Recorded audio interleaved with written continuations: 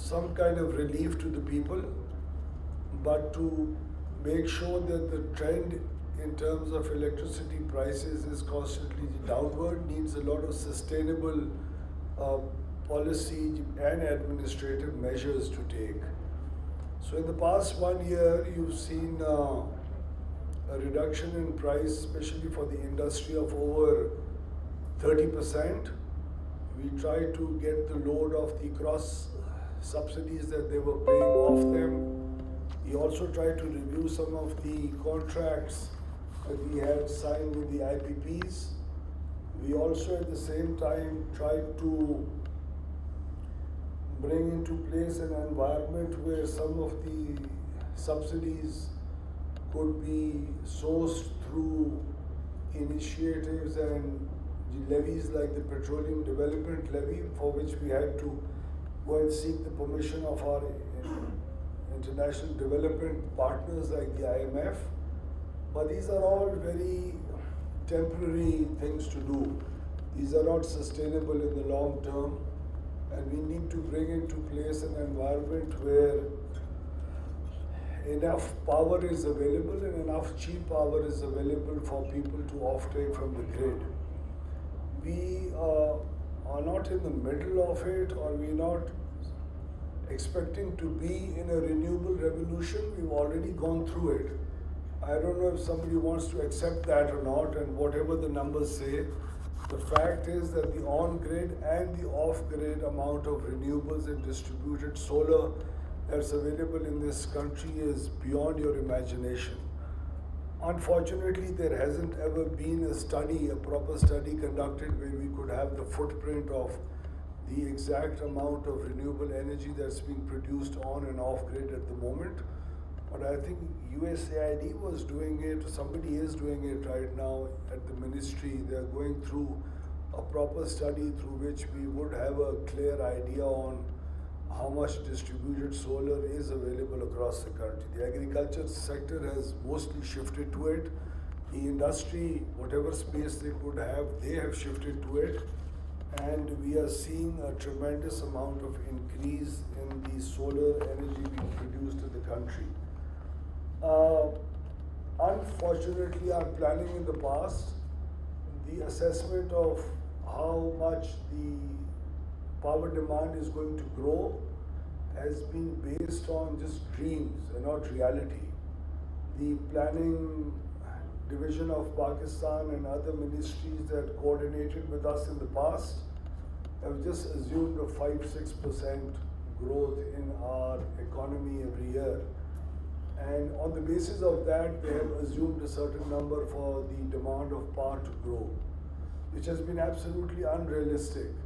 Along with that came a time when COVID played a very dampening role in the increase in the demand for power in Pakistan.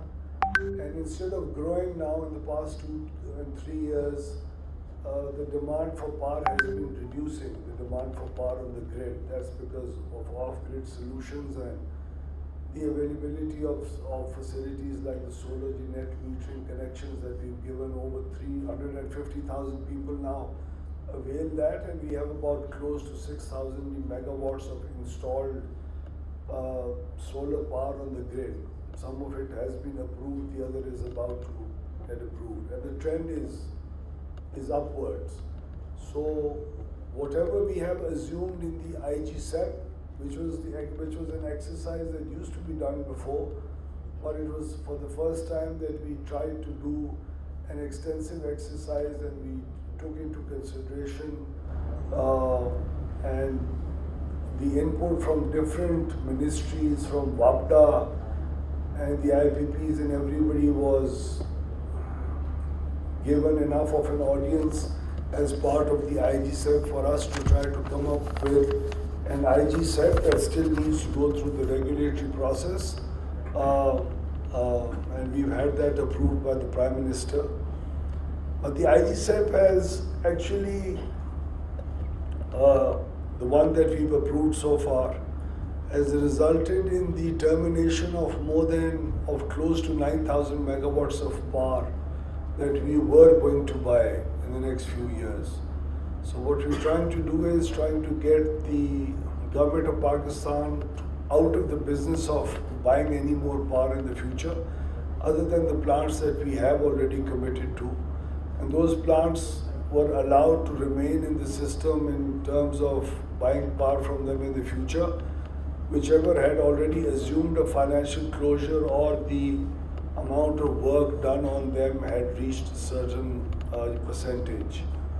We have assumed the induction of the Bhasha Dam electricity project, which is supposed to come online, the electricity part of it now, according to the IGSEP, in the year 2032. But unfortunately, we don't see any visibility of any financing available for the electricity part of the dam. So I don't know if that is going to actually happen or not. Whether it happens or not, if it doesn't happen, the electricity part, the water storage is absolutely critical and important for Pakistan. But if it happens or not, the electricity part, I think if it does not happen, we might be better off. But if it happens, it's going to be on the basis of a least cost violation price, if there is any, so that the extra burden of it does not come on to the consumers of Pakistan. And we are trying to implement an environment and put into place an environment where the consumers stop suffering any irrational planning that the government does in the future. So, being within the discipline of competitive power being brought onto the grid and least cost violations being paid for any strategic projects, we are wanting to move ahead and make sure that the consumer is not burdened by anything of the sort. When you talk of transition, energy transition, for me it's not just the generation part. We are in transition in so many ways, not just the generation. The transmission system of Pakistan itself is under serious transition. The distribution sector is. We're going through a privatization process.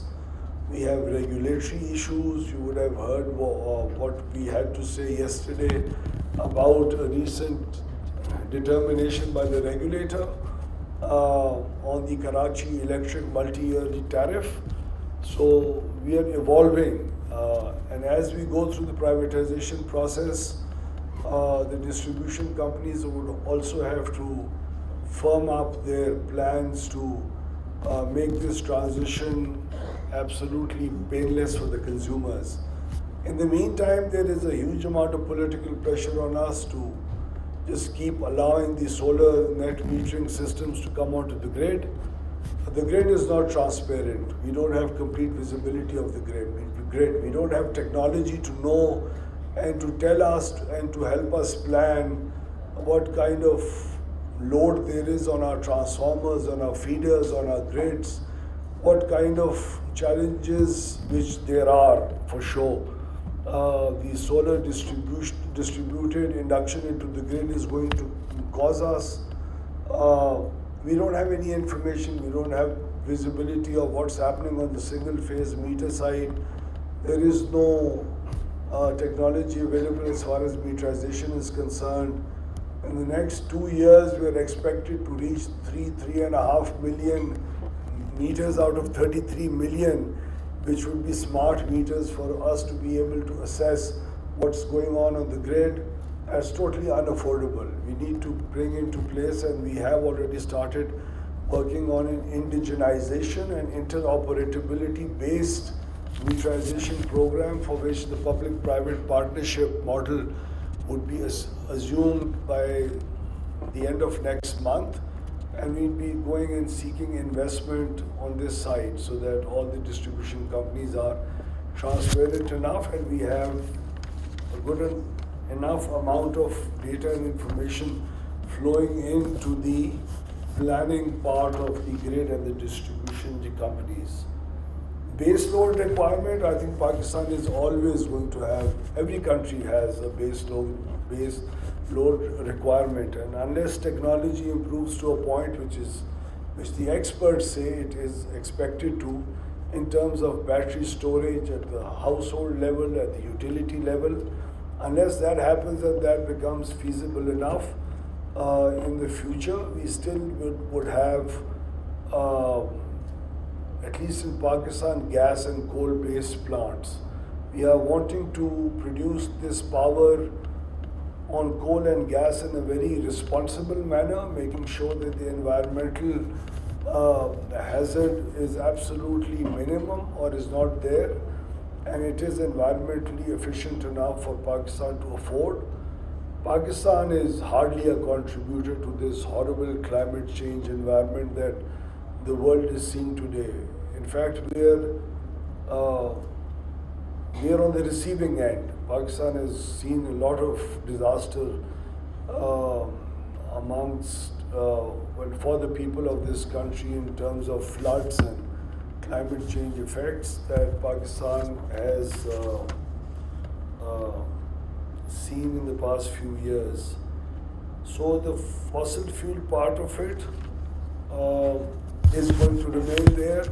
I hope it actually minimizes as we go along. But Pakistan isn't a very rich country, and we are going to look at the economics of it all also. So if it makes sense to go renewables all the way, we'll go renewables all the way, but we'll also have to keep in balance the advantages and disadvantages economically that Pakistan and its industry and consumers would have to face.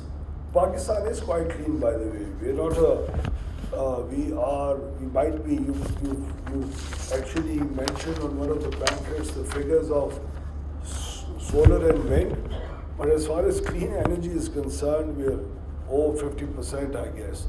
So nuclear, hydro, solar, wind, and the amount of on-grid and off-grid solar energy that Pakistan is producing and substituting the fossil fuel part of the energy, I think our country should be actually proud of itself.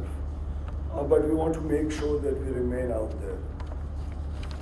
At the same time, the energy transition, the cost of power, these are not the only issues. I think I would urge SERP to also closely work with us to see what the entire integrated energy plan should be looking like. There is no integrated energy planning in Pakistan right now.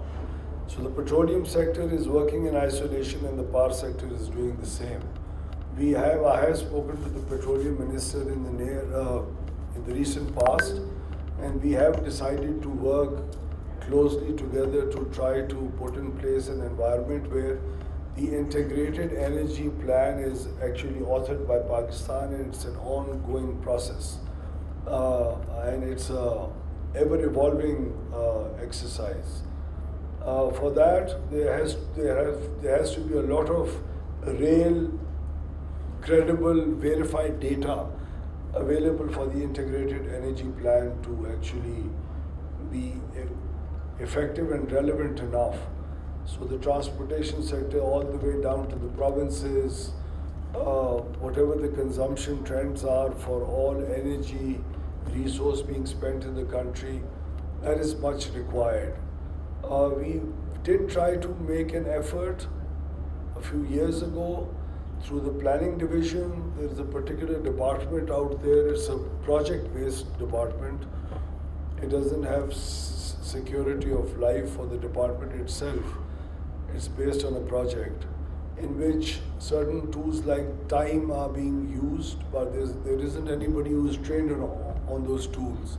So the tools are there, but there aren't people who should be able to use that. And then all the data being put into those tools to come up with certain conclusions, that's not available.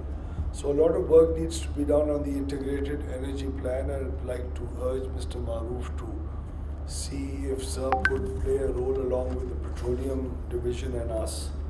We're also, in terms of sustainability and actually using whatever we have available, we have huge obstacles.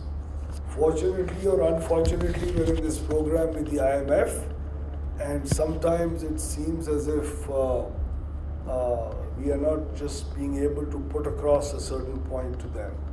So I'll just give you an example. There is 7,000 megawatts of surplus power available today on the grid. We have clear visibility of it for the next 3 years. We know that if the industry, the entire industry, not just the ones seeking renewable energy, but if the entire industry grows at 25% annually, we'll still have enough power in the next 3 years to be able to supply them with power on the grid. And the availability of this power, the surplus power on the grid, can be made at about 7 cents per kilowatt hour. That's absolutely competitive in the region. So any incremental power that the industry or the agriculture sector, which are the productive ones, if they use that, they can get power at 7 cents. There are no subsidy impacts to it. There is no cross-subsidy involved in it. Nothing in conflict with the framework that we've signed with the IMF, but we're not allowed to do that. We're trying to still convince them to be able to give us enough space within the framework to be making this energy available for the industrial growth to take place and for our industry to be competitive enough. The new tariff policy is expected to be announced in the near future by the Prime Minister, in which our industry might go through a little bit of pain in the next few years, or they'll have to tighten their belts and get themselves in order to be able to compete and get their exports to go up. But in the meantime, if we have such energy available and power available, we need to make it accessible by the users. So we have these kinds of issues too. In the past few months, we've also been able to close down close to 3,000 megawatts of furnace oil-based plants in Pakistan. Nobody's given us the credit for it. Nobody in the international community or the green financing people have come and patted us on the back.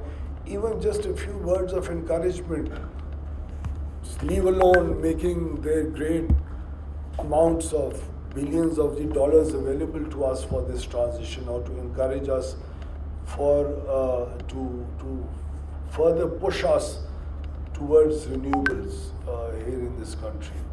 That's been a lacking on our part much more than theirs, because we don't have in place institutional ways to get access to this green financing.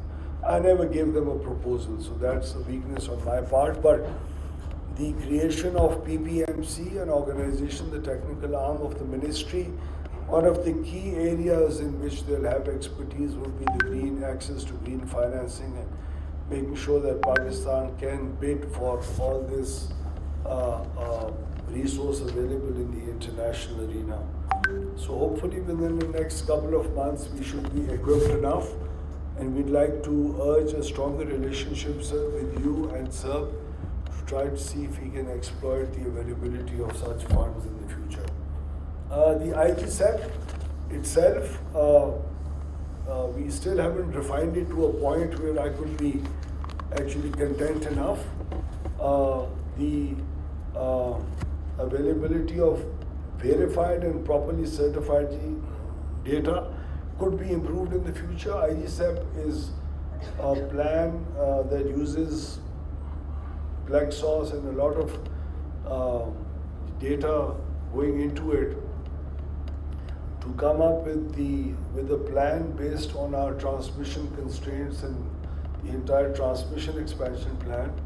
It basically comes up and gives visibility to us to try to minimize the power purchase price that the country is going to pay over the next few years. And this is an ever-evolving thing. So every year a new IGCEP has to be submitted to the regulator. So we would like to work with SERB closer together so that every year our processes are further refined and we move towards a stage where we can really trust and rely on our planning process a lot more than we do trust it at the moment. So with these words, I'd like to thank SERP and the experts who are here this morning to give in their recommendations, and I'd like to urge SERP to please do share with us in the Power Division the conclusion of the workshop that you're having for 2 days. We'd love to get educated and guided by organizations like yourself. And it's been a wish of mine that we institutionalize this relationship between the Power Division and yourselves.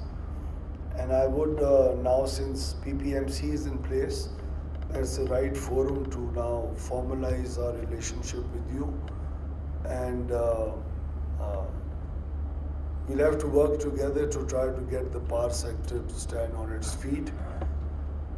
By the way, I have some good news that last year the Power Division had asked for 1,267 billion rupees, that's over 1.2 trillion rupees in the subsidies for the power sector.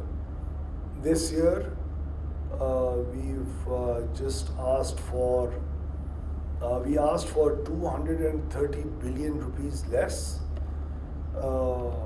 We have already brought in an efficiency of over 120 billion rupees on the distribution companies. So we've made 120 billion rupees less loss than we did last year. The entire amount of losses was about 600 billion rupees last year.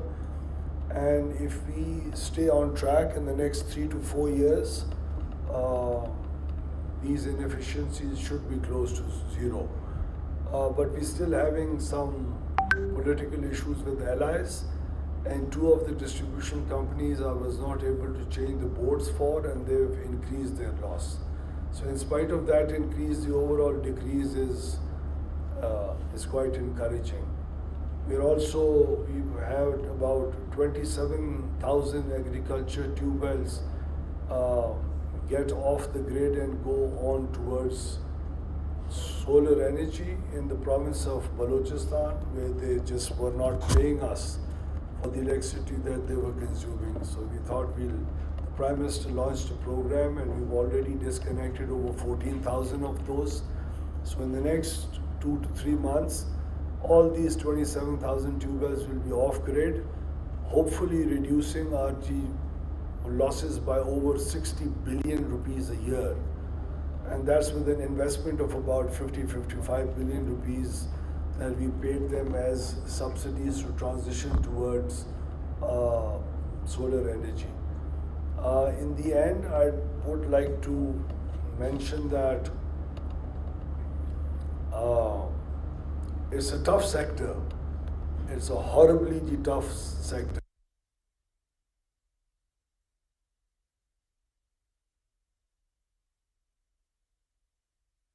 खिताब कर रहे थे। उन्होंने कहा कि 1 साल से हम तवानाई के सेक्टर में तहकीक और मुख्तलिफ चीज़ों का तज्जिया कर रहे हैं। इसके साथ साथ IP से मुआहिदों पर भी नज़रसानी की जा रही है। बिजली की कीमतों में वाज़े कमी की गई है। 2-3 साल से बिजली की तलब में कमी आई है। उन्होंने कहा कि शमसी तवानाई की पैदावार में खासा इजाफा हुआ है। इसके साथ साथ 3 सालों में ग्रिड से